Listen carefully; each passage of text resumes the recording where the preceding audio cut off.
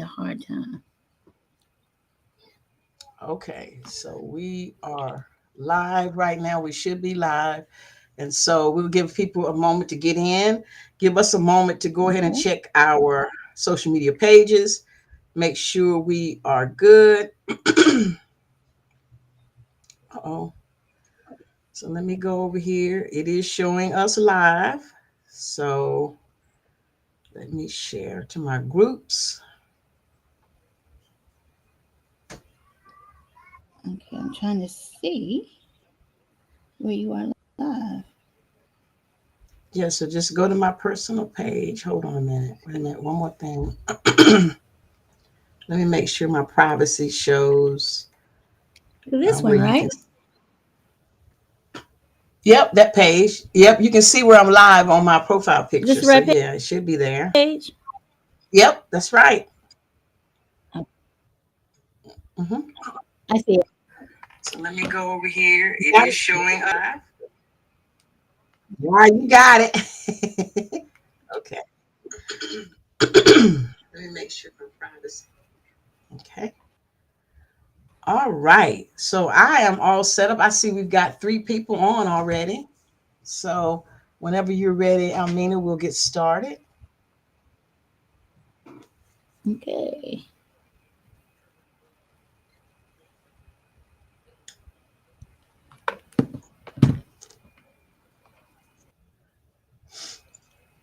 You good?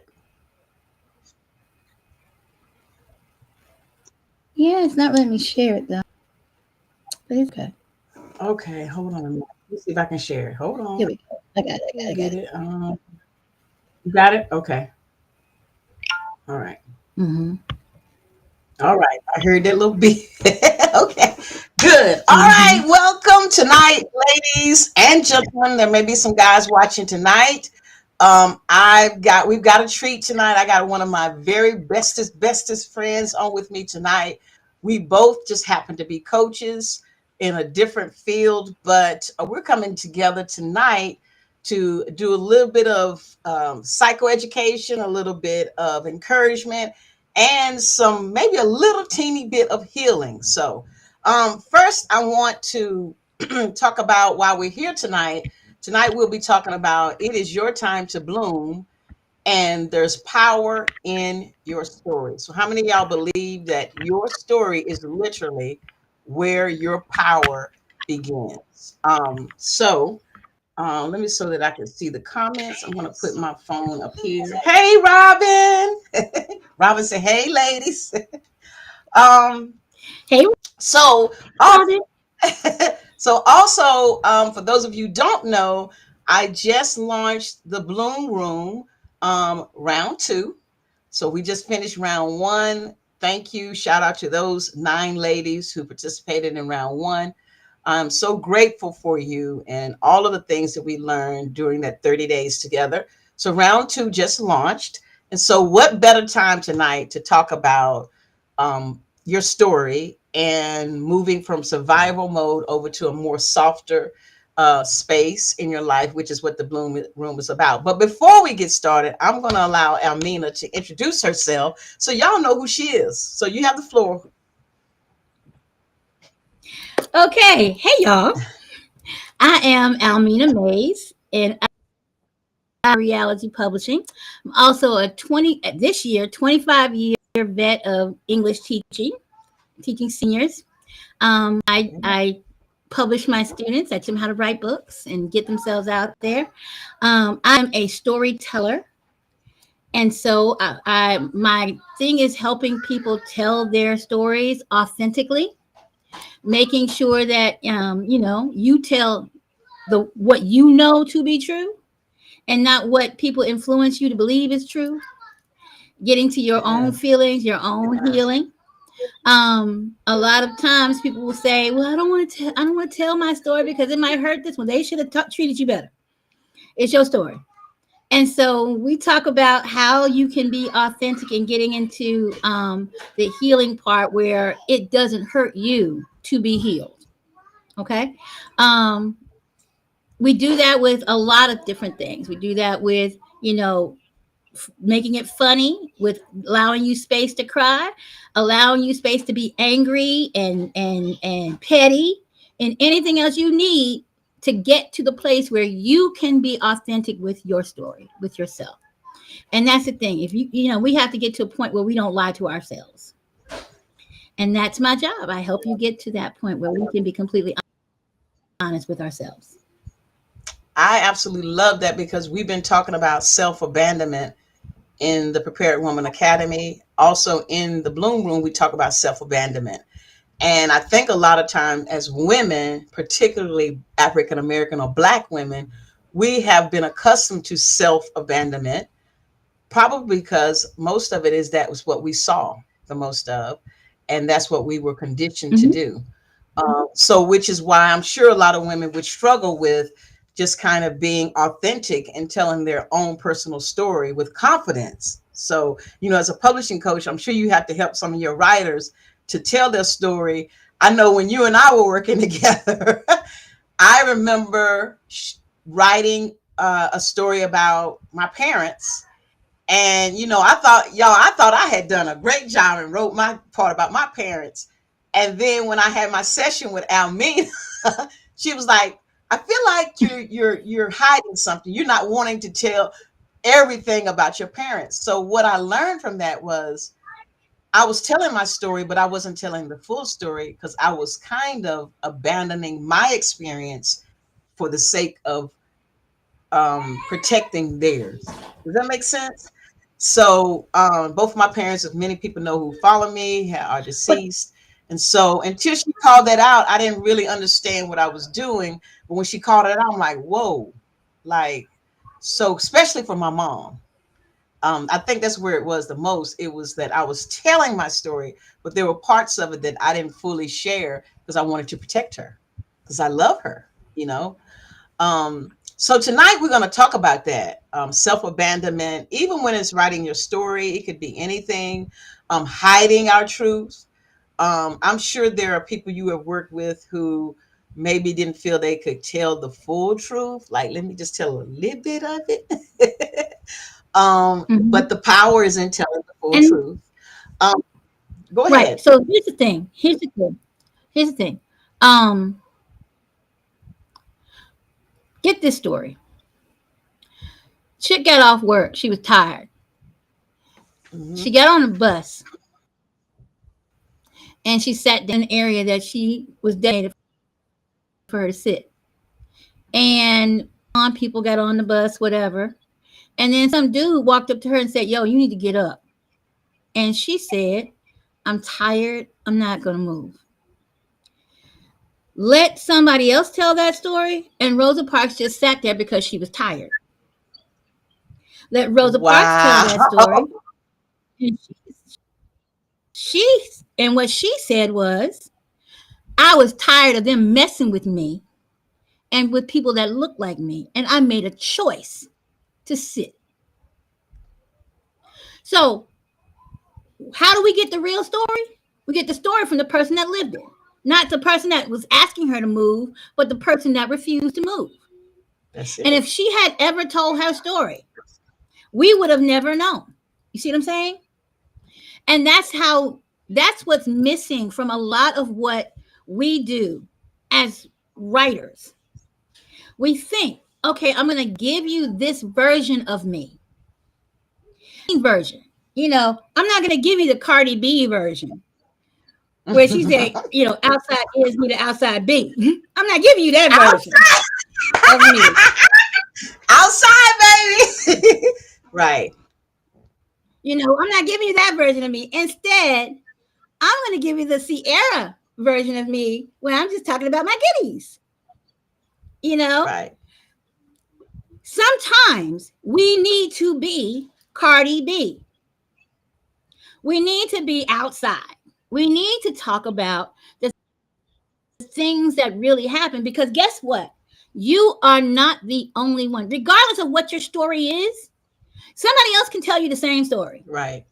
They may not have the same players, the same act. Guarantee you, themes are time transcending. If you look at a story that was written in the 1400s, a woman's going to tell you the same thing that happened to somebody in thousands. It's gonna be the same story. But what difference is how vivid you make the story. How many people can read that story, identify with it, and learn from it? And how much of you can you share and be healed? Because when I tell you, getting that stuff out your system, even if you never publish it, writing it, Right. getting it out of your system helps you heal, because it helps you face the things you are afraid to face. When I wrote my first book, Just Eat the Beans, the first draft was real surface, because I was so worried about my father. I was worried about my mother. I was worried about my ex-husband. I was worried about my children reading it. I was worried about what they gonna call me a hoe. They this, that, and the other. And then I read it and realized this ain't helping me at all. If it's not helping me, how the heck is it supposed to help somebody else? That's good. And so I had to rewrite that thing and start reevaluating, because I had two personalities. I had Almina and I had Lori, and Lori did some stuff. Tell me about it. See, I know both Lori and Almina. And so I needed to make sure that Lori was represented in that book. Right, because Lori is part of you. Lori is part of me. And what happened was it exploded. International bestseller. Because guess what? A whole lot of women got a little bit of Lori in them. That's right. Woo! I love it. Oh my gosh. A whole lot of women have a little bit of Lori. Mm-hmm. And that's what makes it so exciting, that because there will be people reading it who will definitely resonate with Lori. That's what's going to pull them in. But then you get to tell the story of Almina, the more seasoned person who, Lori is still there, but at the same time, Almina has done a lot of the work that helps, that may have Lori, step back a little bit sometimes, whereas before she was taking over, right? All part of the healing process. Lori jumped up and married a man she knew 30 days. That's what Lori jumped up and married a man she knew 30 days. Almina lived with that Negro for 16 years. Right. See? You see what I'm saying? Wow. So Almina had to deal with Lori's I love it, y'all. I knew this was going to be good. So one of the things that you said, though, was, let me see if I can remember. It was something you said about, Lord, it has escaped me. It'll come back. We'll come back to it. Oh, no, you talked about even if you don't publish it. So we've been talking in the Bloom Room about a lot of the 30 days that we spend together is about journaling. And there's a lot of really sacred healing questions in there, right?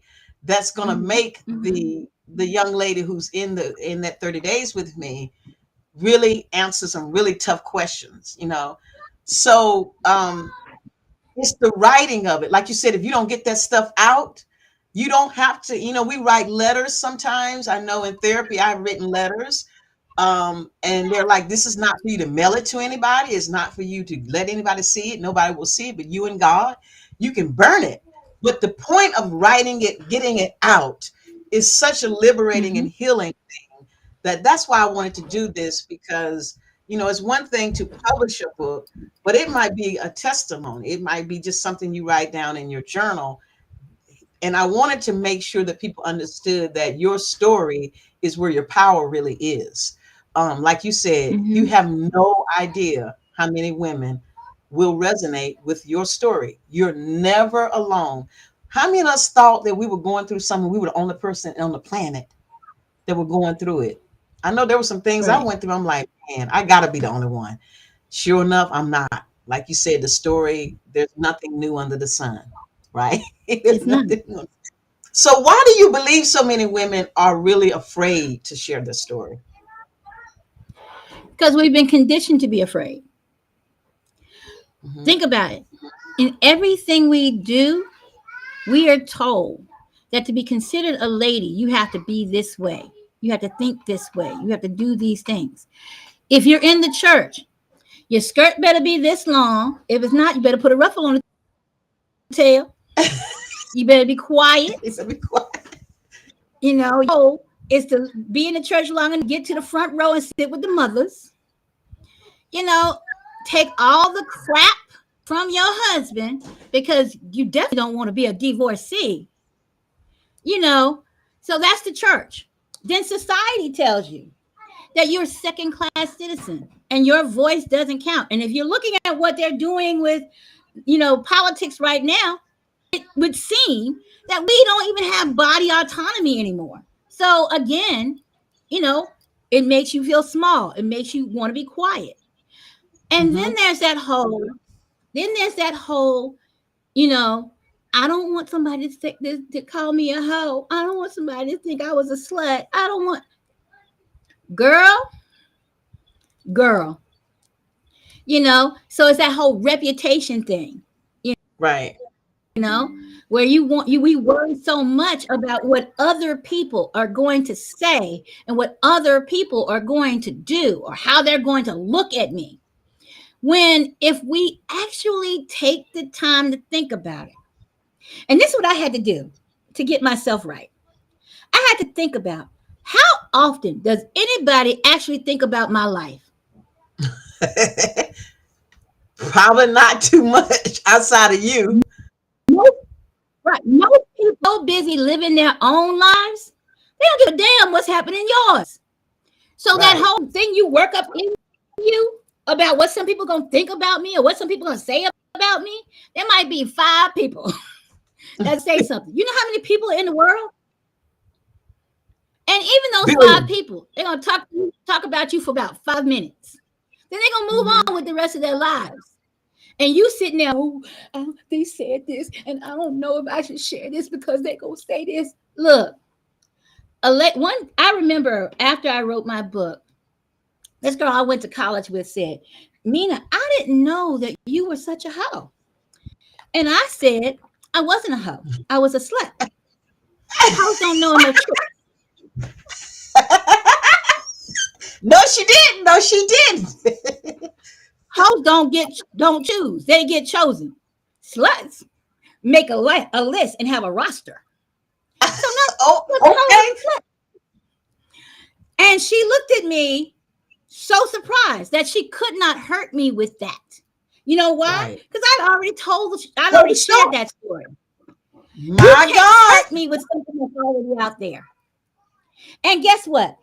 There were so many women that said, you know what? I felt pressure to do this too. I felt, I had date rape. I had these things that other people labeled as you being promiscuous when it wasn't you.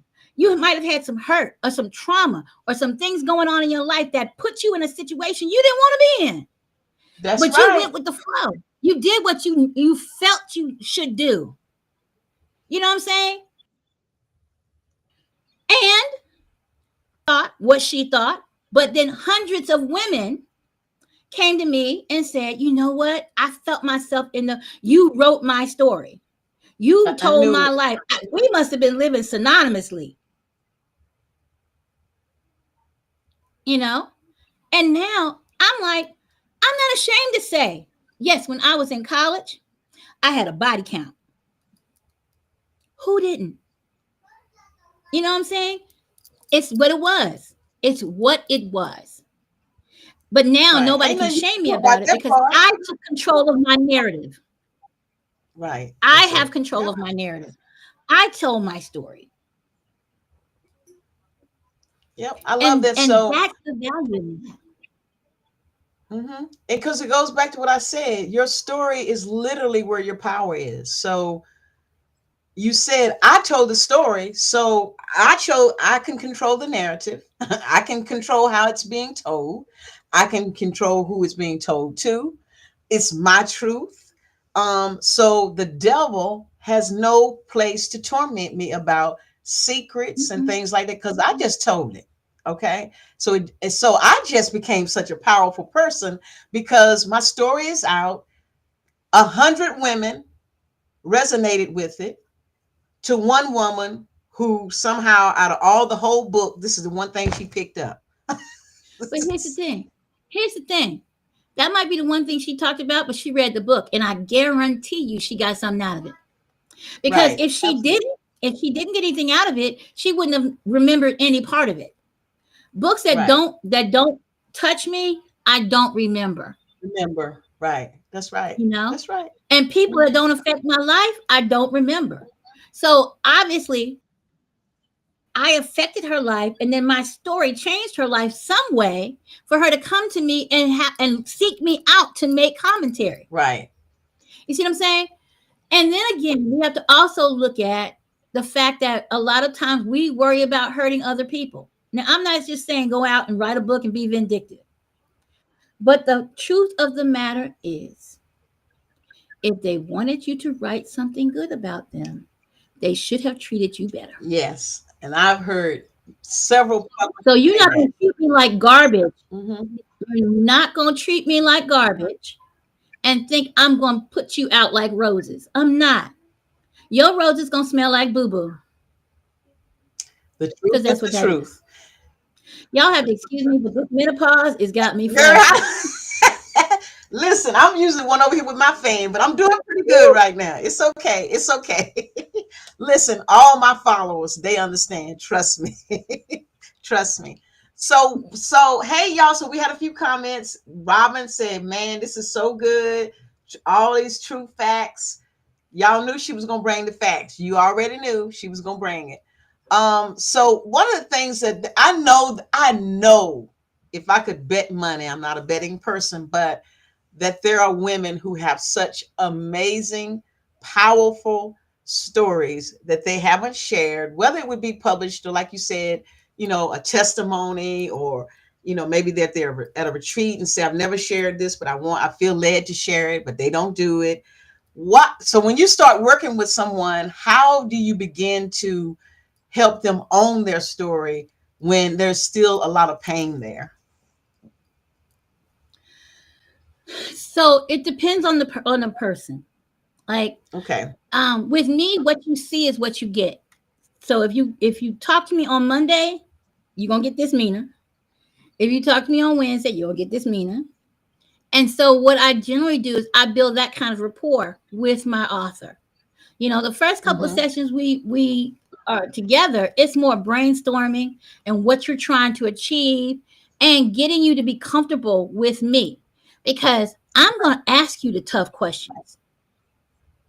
And there are going to be times when I'm going to ask you the tough question and we're going to sit here and cry together. And there are going to be times when I'm going to ask you a tough question and we're going to sit here and pray together. And then there's times when I'm going to ask you the tough question and we're going to sit here and cuss somebody out together. It's going to be whatever it needs to be for you to get past that, whatever you need to get past that issue. All right. And I'm sorry, sometimes it's not going to be woo, woo, woo, woe is me. It's going to be, girl, this is something you got to get over. It's going to be that tough love. It's going to be that, it's going to be that hold you to my heart. It's going to be whatever is necessary at that time to get you through that point. For instance, with Seema is very protective of her mother. She is extreme. When I tell you, she is extreme. I think it's because they have the exact same face. I knew you was gonna say that. Exactly. So I gotta look at my mother every day. So she is extremely. Every day she look in the mirror, it's like, okay, mama. So she's extremely protective of her mother. So when she wrote the chapter on her mother, there were so many gaps because she didn't want to say what happened in gaps. What happened in the spaces? So she and I had to sit, Mina and Seema, outside of the book and just talk. So that session, no writing got done. It was all about talking and getting her to open up about what fills the gaps. And I told her, even if this doesn't go in the book, it's got to go in your notes. It's got to come out. You've got to recognize that these things happen and these things are part of what has shaped Seema to be who she is. Mm-hmm. And the same is true with any other author. If you're writing a memoir, you've got to get to a point where you are ready to peel back your layers, take off your makeup, put your head bonnet on, and be real. Mm-hmm. Yep. And that's what we do in my sessions, you know? Okay, because let me tell you something. I have never been shy, This is facts. ever. So, from the moment I could speak to now, I've never been shy. So if something comes in my mind, I want to know, I'm going to ask you. Right. And that was long before I became a publisher and helping people tell their stories. This is just me being my natural nosy self. Now I get paid to be nosy. Right. I get paid to dig and to ask those challenging questions that if I'm a reader and and I'm reading your book, like, what am I going to wonder when I read this sentence? How is this coming together? And so that's my job, to get you to a point where you put the pieces together. Because a puzzle is not complete if the piece in the middle is missing. Right. It's just a bunch of little squiggly lines stuck together. And I think when we were doing that exercise, what I took from that, because I've grown a lot since I lost my mother. And I've grown a lot even since then, since we were working on that. What I found out is two things could be facts at the same time, right? So my mother could be the best mother ever in the world, which is where I see her and I remember her, and just I love her because everything she did for us. But at the same time, now I can talk about maybe because I was the oldest daughter and I was a little parentified, having to uh, make sure my sister was taken care of. This was before mama died, especially after mama died. But a lot of my perfectionism and some of my codependency traits I really got from mama, just watching her behavior. And that doesn't say anything negative about who my mother was in my life. She still was a great mom. She took care of us exceptionally well considering the circumstances. So what I had to find out, and maybe this is for somebody who's listening, that two things can be true at the same time. I think a lot of times we protect our parents because, especially in my case, when they passed away, because we don't want to seem like we're talking bad about them. I remember I used to share stories about my dad. The facts are he was an absent father, but I would share stories about him, and my father's family sometimes would get upset. But you're looking at your experience of him, not my experience. So what I learned from you is that's your story to tell. That's your perspective, like you talked about Rosa Parks. We can look at the story from somebody who was sitting on the bus, but it won't be the same story that she can tell because she can fill in the gaps, as you talked about. I was tired and I was tired Exactly. doing us the way they do it, and I'm not moving, right? So that's what I learned about. And that goes for anything, friends, family, anything. Your story is your story. You get to give yourself permission to tell the story based on your experience, because can't nobody tell me how I experienced it, right? There are things that my sister and I went through together. Her story is different than my story because she experienced it differently. It's different. So the power in that is I get to own my story. I get to control the narrative. I get to show what happened to me and the consequences of it, but also show the growth of who I am today. Right? So you got to tell it all because you got to show people how you grew. That's the whole point of writing the book, right? Exactly. Usher said, if I got to tell it, then I got to tell it all. Gotta tell it all. I love it. Usher said, if I gotta tell it, I gotta tell it all. I gotta tell it all. And that's the whole thing. I don't care. In the ATL, she get on my so have you seen? But here's the thing. Go ahead. Have you seen, like, I know you've worked with men and women writing their books. Tell us about the healing that you've seen happen to them as they've written the book. Because I have to imagine that during that process, working with you, that there has been some healing taking place. We're both coaches. We went through certification together, and you ended up being a publishing coach, me a healing coach. But I told you this when I worked with you. I said, I thought we were just coming in here to write. You're like, no, baby. We got to heal. We got things to heal. Even when we went to certification, we thought we would just come in to learn how to be, to certify ourselves as a coach.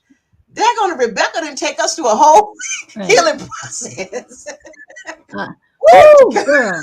Remember that? Flashback. We was like, girl, I thought we was in here to learn about being a coach. Look, we didn't have to go journal and do all this healing.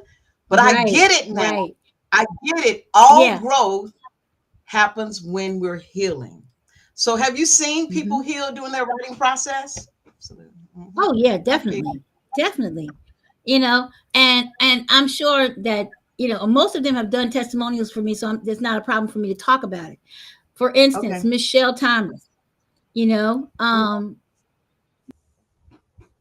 working through what happened with her marriage and what happened, so if you get, an opportunity to read her book, and now talking yesterday, and it's like she's a totally different person. And she talked to me about who she was when we started writing her book from the beginning, and how writing that book helped her face a lot of the stuff that was going on, things that she didn't even realize had traumatized her. As we wrote about it, she was uncovering trauma after trauma after trauma, and it gave her a pathway to what needed to be healed. The same way with some of the other coaches that I helped write their books. They found, even after going through our training, that there were still things that they still needed to heal from. And being able to look at each chapter and read their story. And here's the thing, don't just write it. Read your stuff. Read it. Don't just write it down and think you got it out. No, go back and read your stuff, because that's where the healing comes in. When you actually face it, because you're vomiting on the page when you're writing. You're just getting it all out. But when you sit back, take that notebook, and then read what you wrote, that's when you start seeing, oh, wait a minute. I remember this, and I remember feeling like this. Yes. And then you address that feeling. I remember doing this, and then you address that action. I remember what that person said, and then you address how you feel about that person, or why you may not know why you have a lingering mistrust of somebody. You just know in your spirit, they don't sit right in my spirit. And then when you write it, then you realize they did some shady stuff to you. And you're like, this is why this joker don't sit right in my spirit. Because this joker ain't right in my spirit. Right. I had reason to feel this way. Right. That's right. Yes. Joker, you're not right in my spirit. Let me, you know what? Hey. I was reviewing some things. There's a reason why I don't mess with you. After I wrote it out, I could see it on paper. Now I'm clear. I got clarity about why I don't fool with you. Right? Right. So, now let's talk about this and see if we can get this thing resolved. Right. Or now I know I really don't mess with you. So now I'm going to leave you all the way alone. Right.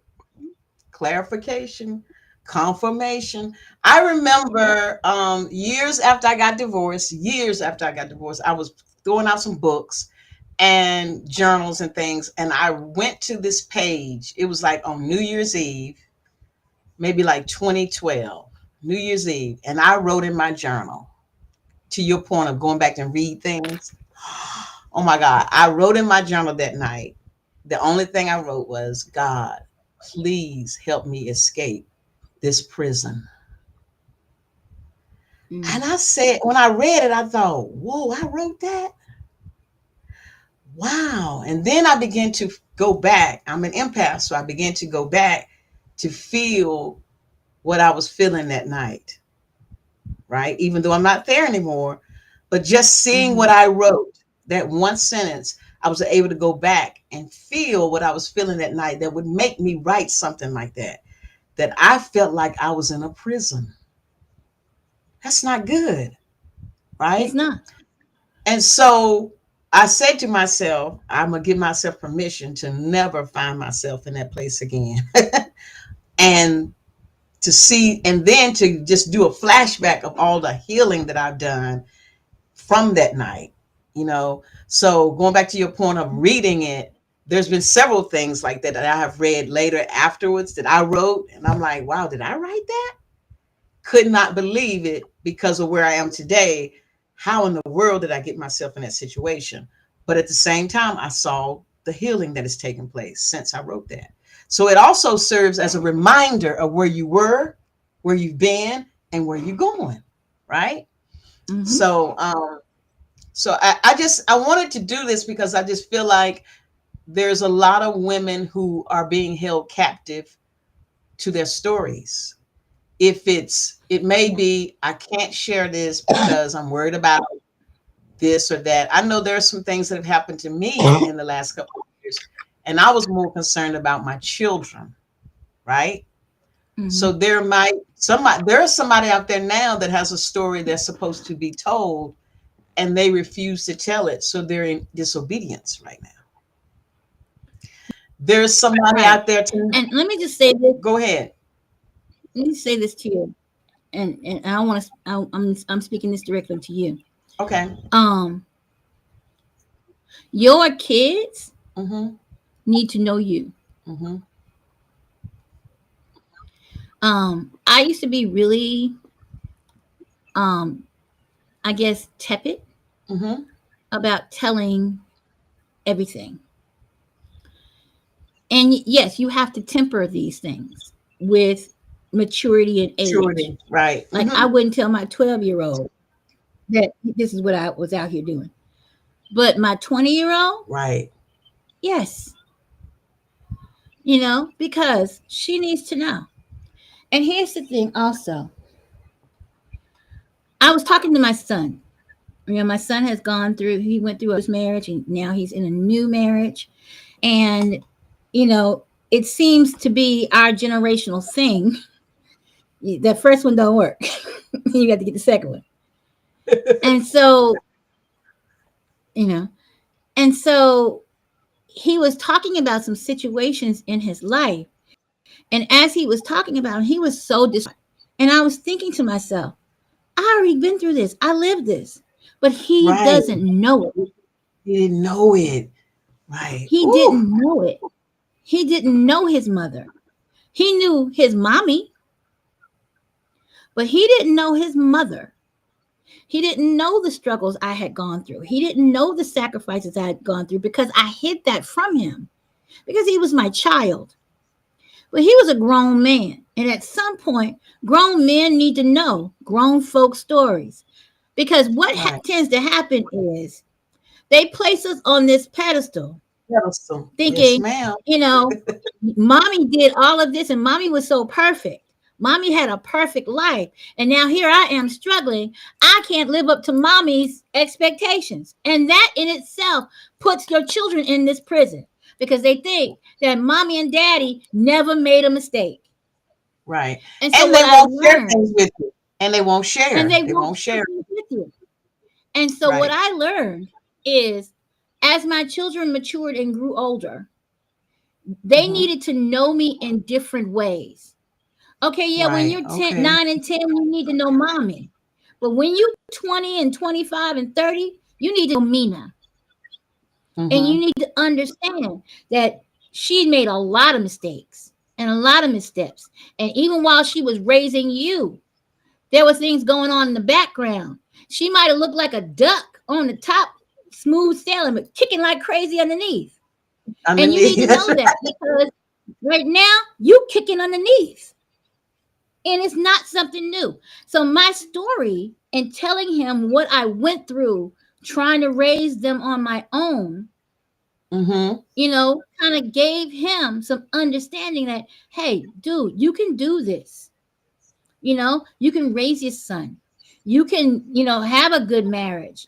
Just because you had a bad one doesn't mean that the next one's going to be bad. You know what I'm Right. saying? You can be a good husband. You can be a good father. And yes, you're going to make some mistakes. You're going to make some missteps. But guess what? In the end, as long as you guys come through it better than you were, it's all good. And so a lot of us get so caught up in that, you know, Hmm. with what our children are going to think. And I'm going to tell you, your kids are incredibly mature and they love you. I know. Hmm. And so you can tell your story, and your kids, especially Kobe, gonna be like, yeah, ma, they're gonna applaud you for succeeding. Hmm. You know, I know it, and so there's some things that I have shared with my two kids. I'm sure you can attest to this too. All our children are different. They're all different, mhm, and I mean they were raised in the same place, but they just be different. So yeah, there are things I know in the last couple of years that have happened to me that I finally did share with my children. It was a lot. It was a lot, but I wanted them to understand, you know, the things that happen to people. And you can always mhm, rebound. You can always recover no matter what it is. They were not there when I was 19 trying to figure it out with no parents. So they've not seen me in that mhm, recovery period. They've seen me in the recovery period after the divorce, but they were babies, right? Now I got an 18 and a mhm. 16-year-old. Man, they driving. So, we can have different conversations now. And you're all right. My children are very, very mature. Very mature for their age, even from an emotional perspective. Um, you Mhm, know, mhm. but yeah, there have been things that I'm like, I just don't know how my kids are going to respond. I know there's a mother out there right now. You like, if I write that book and tell all this or whatever. I used to mentor these young ladies at church, and I would think, Lord, if I wrote some of the stuff I had done in that book, they're gonna be like, not you, Miss Seymour. Yeah, that was me. Mhm. That was me, but this is me now. So I would never Yeah. want someone to feel like that their story is so bad that they could not share. So I think we all need somebody, this thing on TikTok that says we listen but we don't judge. And everybody needs somebody Mhm, that can just listen and don't judge. We mhm. always need somebody to talk. So, being Right. there's some things I'm sure that have come out while you're working with the client that probably they've not told anybody. And this is the first time they've like put it out on the table. That's Yeah. scary. Lots of times. Hmm. And it's not just things that came out that they hadn't told anybody. It's things that they had really blocked and didn't remember until we walked back through that time. Hmm. And Wow. then memories start surfacing. And they're like, wait a minute, you got to take a step back because they didn't even remember this until we started talking about it. And they started reliving it. And then these things come out. And then they're like, okay, now we got to step back and we got to heal from that Right. before we move Whew. forward. That's why I wanted to have you on here, because to make the connection between our healing and our story. This wasn't about having a publisher on here just to tell you about how to just put a book out there. Anybody can write a book. But I love the way that she does her whole process with the publishing. We're going to get to a book, but at the same time, why even write a book, especially if you're doing a memoir, when you're not healing while you're writing the book? It's all about Right. letting your story be your power. You own it, and it is your power to tell it. It's your space to tell it, and you get to tell it how you want to tell it. So you give yourself permission to tell it. I know a lot of Mhm. people. I know this one lady had come in my inbox one time before, and she said, I want to tell my story about, the molestation that took place in my family. But if I do, people are not going to look at my father the same, or people are not going to look at this person the same. So you got two choices, right, Almina? You can tell your story and get it off of you, or you can walk around and hold it and abandon yourself for the sake of these people. And here's the thing, and let the brokenness continue throughout your lineage. Because Mm-hmm. if you broken, your brokenness spills on out on everybody that associates with you. And you may not think so. You might think you holding this stuff in. But your brokenness is going to spill. You know, for instance, if you might have a short temper, why didn't you express yourself when you were a kid? Because you were scared somebody was going to knock the hell out of you. So Right. now That was a your lot of temper us. is That was a short. lot of us. Your temper is short because you couldn't express yourself then. Now I'm going to express myself now. That's why your temper's short. Right. And then you express yourself Mm-hmm. on people that had nothing to do with what happened to you back when you were a kid. You just Mm-hmm. throw up all over them because you didn't address that thing. So now that kid that you cussed out and hollered at and hit, guess what? He's going to have that same trauma to take to his kids or his wife or his friends. Maybe the same kind of person that, blows up on people instantaneously. And who knows? It might be exponential because you had so much brokenness in you and it welled up in you and you spilled it all over on them. They're going to be exponentially traumatized. Yep. And then the next person after that. So you're just spreading your trauma all over everybody because you didn't take the time or have the courage to face your own stuff. That's right. That's right. That's right. And so there is a So quote that I say all the time. it's where There's a quote that I say all the time that pain will travel through family lines until, so it's going to keep on driving through every generation until, that's an important word, somebody decides that I'm not going to be the one to spread the poison to my lineage. The buck stops here. How do I heal it? Maybe the way that you heal it is you get your story out. Whether it means, like she said, it doesn't mean it's got to be published, but you're writing it, you're talking about it, you're working through it, you're talking to your therapist about it. Somehow you're working through whatever that pain was, and that's why I did a lot of my work so that it would not pass on to my children. I didn't get everything right, you know, but there are lots of things that I did get right and that I was able to do different for my children that my parents were not able to do for me. Back to what you said, growing up, a lot of us grew up, we didn't have a voice. What do you mean a voice? You're a child and stay in a child's place. So when we got old enough, we was just girl. doing too much. Either we went one way or the other. We was talking too much and angry and doing, oh, I'm gonna express myself. Over here, we shut all the way down. Then we get married and we wonder why our spouse is trying to figure out why I can't get into your heart. You won't let me in because the child that couldn't speak or didn't have a voice is still locked up in there. And now you're Mm-hmm. getting a divorce and you're like, oh my God.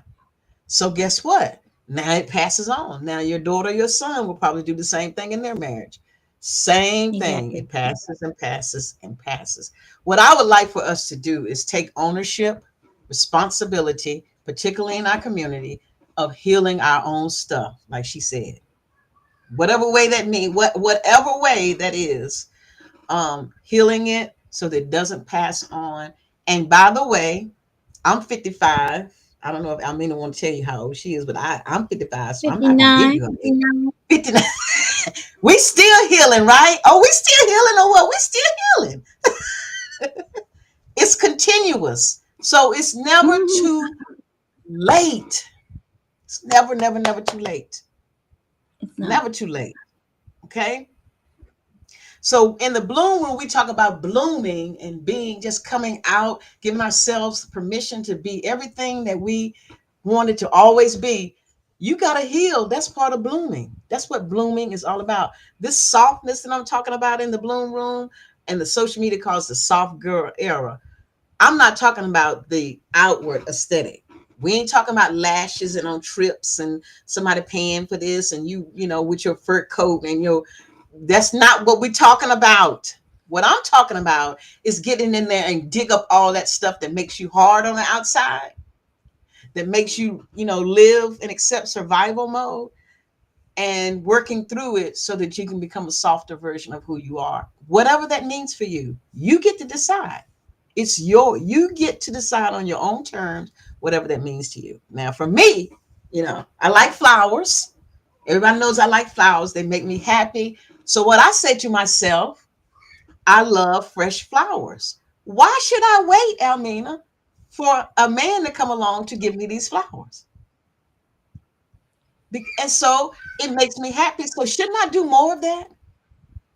Absolutely. So Definitely. now every Sunday I go get fresh flowers. I absolutely love that for me.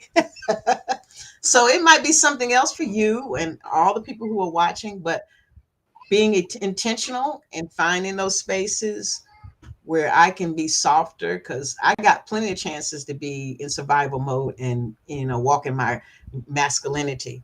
This is all about, as women, just being a softer version of ourselves. So as she said, there's an Almina and there's a Lori. Right? There's a Lori. So I ain't gonna tell y'all what my alter ego is. And there still is. There will Always always be. be there. Absolutely. Always be. So remember, I said two things can be true at the same time, and it's okay, right? Okay, so we're at 8:55. I want to give them a final encouragement. Mine is stop hiding. Your story matters. Would you like to offer them a final encouragement, Almina, before we go? Yes. Be true to you first. I like that. Before you think about anybody else's feelings or what's going to happen with them, you need to be first.